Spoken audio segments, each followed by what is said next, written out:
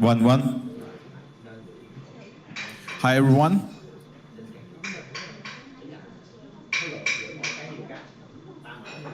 Thanks. So it's a pleasure to stay here on the stage. Um, my name is Sergej. I'm co-founder of One Inch Network.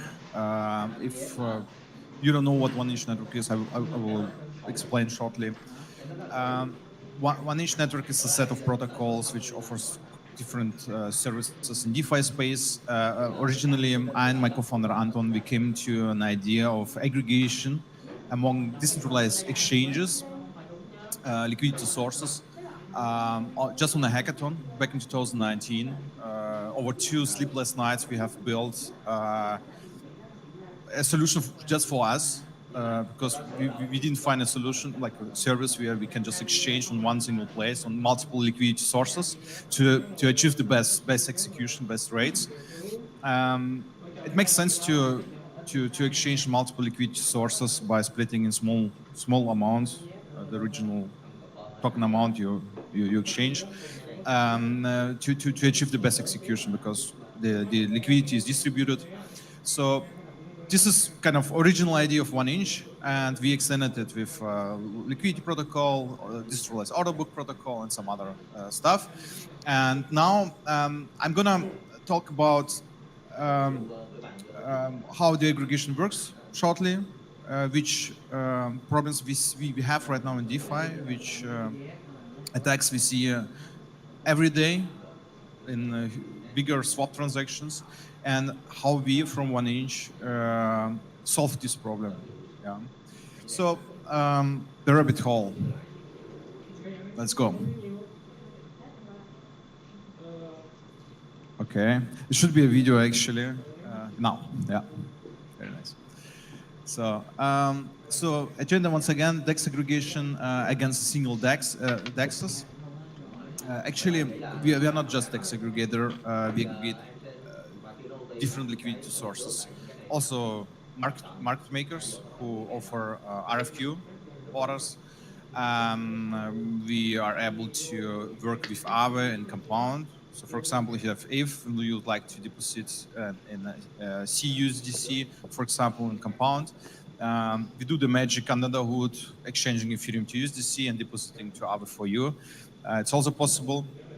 I'm going to talk about the front-running attacks, other threats in DeFi, and our RabbitHole solution, to which we can. So, what is the DEX aggregation?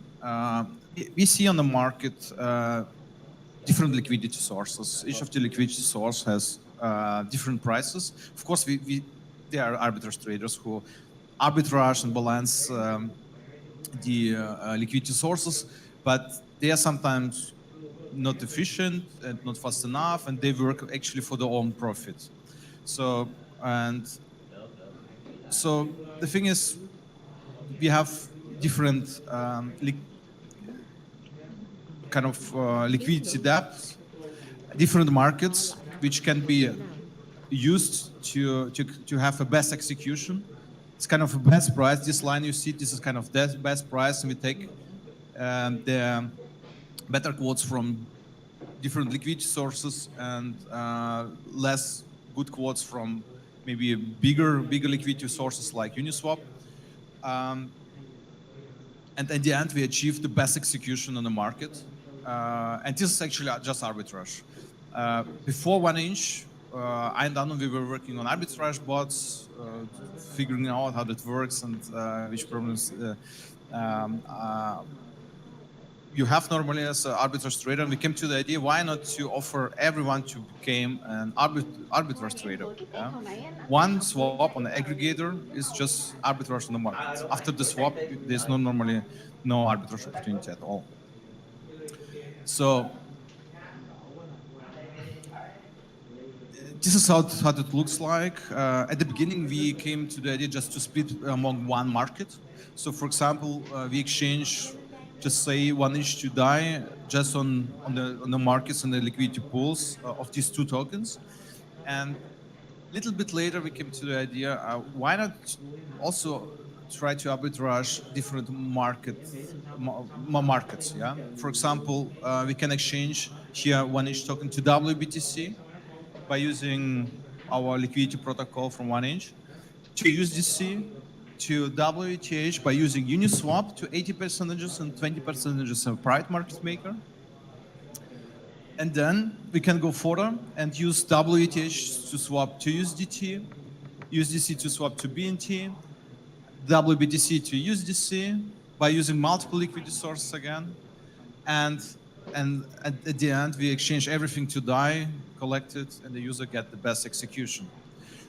Theoretically, we could do that also on centralized exchanges, theoretically on stock markets, but it's not efficient. So the problem with centralized exchanges, you have not atomic execution. So it's not possible to revert something if someone front-run you, or just the quote change on a specific exchange.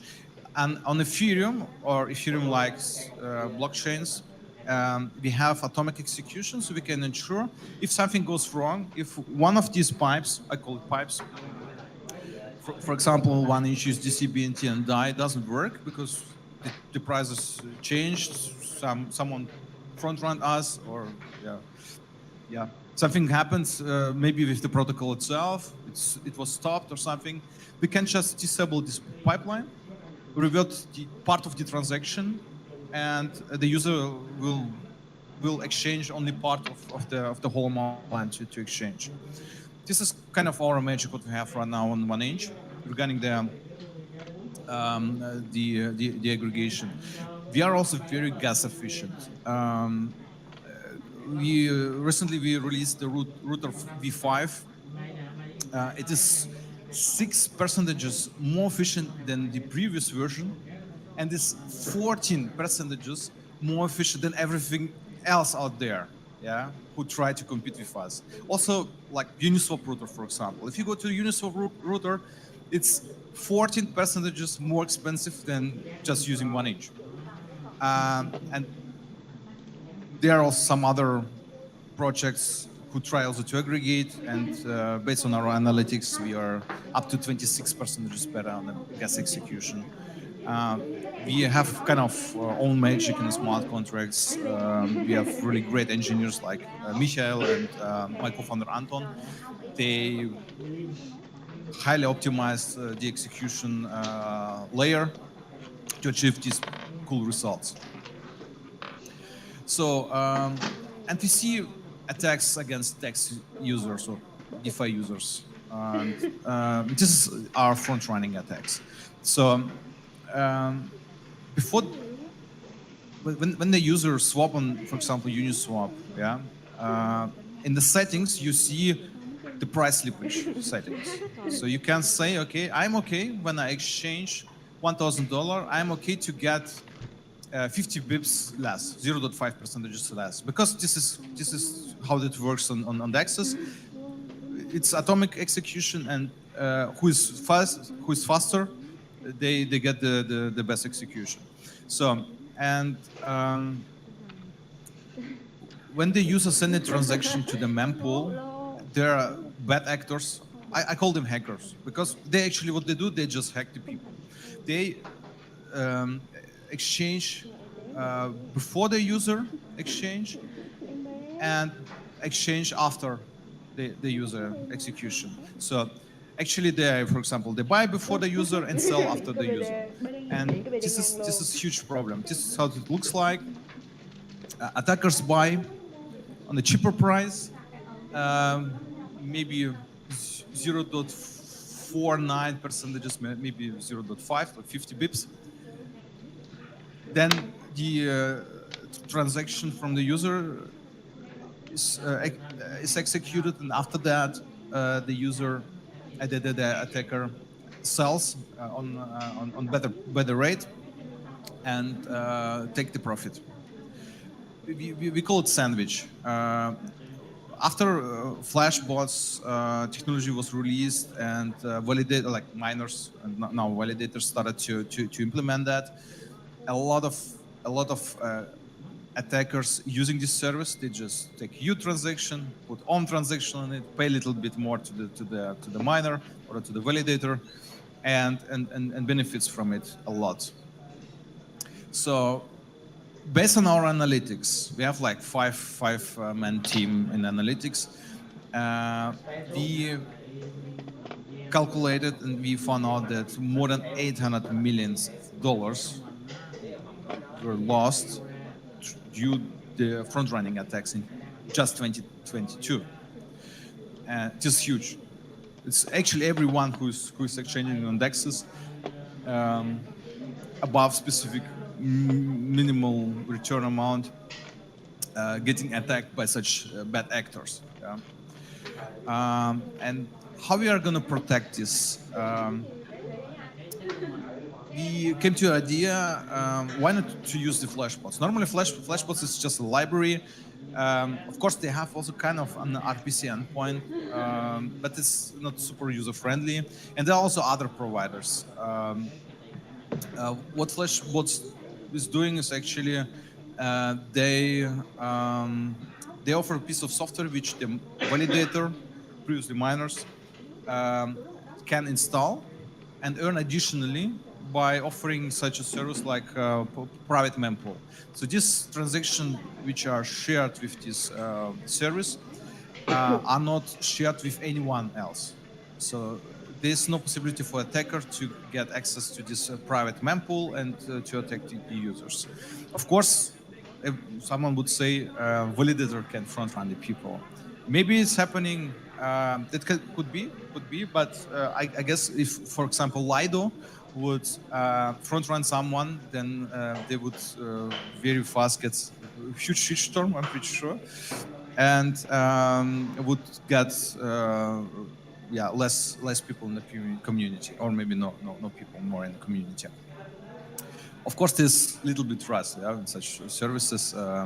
Better would be, of course, everyone run on nodes and ensure the network by having full decentralization. So with the flashbots, there are some limitations. I already said it's not user-friendly. They don't explain anyone how that works. And we from 1inch, we thought, why not to just make a user-friendly product by aggregating different providers, not just flashbots. There are also blocks root. There are also some other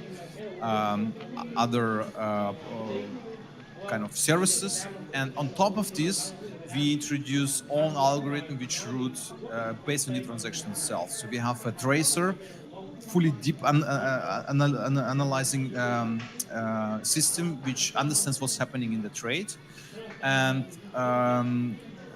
based on the results, it sends to the mempool if it makes no sense to front run such a transaction, or it sends directly to the service providers. Yeah, not every service provider is for free. Some of them they are very expensive, and for the user, it's for free for now, for a specific period of time, and later we will potentially introduce maybe something like you have to stake 1inch tokens, and then you are able to use such a service. So and you, of course, it is built like just an RPC endpoint. It's just an URL which you have to set as additional network in, for example, MetaMask. MetaMask doesn't support assigning transactions. That's why it was previously not possible for us to use this technology to protect the trades. Actually, we have this technology since like from the beginning of flashbots. The problem was with MetaMask that they don't allow to sign transactions, and they don't allow to send it before sending to the RPC endpoint. That's why we came to the idea, just why not to offer additional RPC endpoint.